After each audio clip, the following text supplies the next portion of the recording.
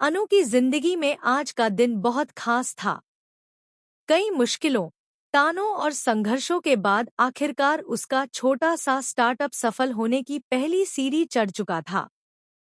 हाथ में अपनी मेहनत की पहली कमाई लेकर अनु की आंखों में खुशी के साथ साथ एक अजीब सी घबराहट भी थी। यह सिर्फ पैसे नहीं थे, बल्कि उसके सपनों, उसके आत्मसम्मान और उसकी पहचान की पहली झलक थी। लेकिन उसके दिल में एक ही ख्याल बार बार आ रहा था, क्या यह खुशी वह सबसे पहले गायत्री देवी के साथ बांटे? घर का माहौल हमेशा से अनु के लिए आसान नहीं रहा था। गायत्री देवी का सख्त स्वभाव और उनकी ऊंची उम्मीदें अनु के लिए कई बार चुनौती बन जाती थी। लेकिन आज अनु ने ठान लिया था कि वह अपनी इस छोटी सी जीत को अपने तरीके से खास बनाएगी। जैसे ही वह घर के अंदर दाखिल हुई, उसके कदम थोड़े धीमे हो गए। दिल जोर जोर से धड़क रहा था। उसे डर था कि कहीं उसकी मेहनत को फिर से नजरअंदाज न कर दिया जाए। दूसरी तरफ गायत्री देवी अपने कमरे में बैठी हुई थी। उनके चेहरे पर वही सख्ती और गंभीरता थी, लेकिन अंदर ही अंदर वह भी अनु के हर कदम पर नजर रखे हुए थी।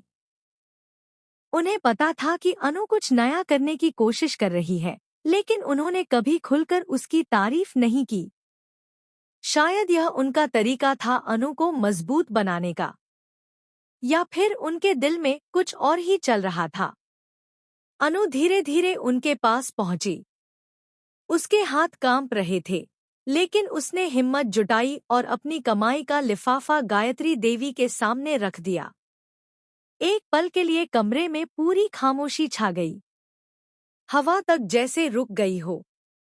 अनु की नजरें नीचे झुकी हुई थी और वह बस एक प्रतिक्रिया का इंतजार कर रही थी।